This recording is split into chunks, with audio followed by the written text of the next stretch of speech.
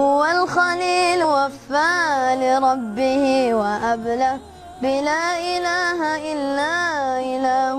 وهله لكعبة بناها وملة بداها على نبينا وعليه الله صلى بعزمه تحدى بصبره تحلى وحين خاض نارا ثباته تجلى وكان أمة وحده هدى وفضلا مقامه كريم مقامه مصلى موحدا يلبي أسلمت أنت ربي زد نظرتي يقينا ليطمئن قلبي أعظم به ضياء أبا يسمو ابتلاء رأى ابنه ذبيحا وللجبين تلا هو الخليل وفى لربه وأبلى بلا إله إلا إلهه وهلا لكعبة بناها وملة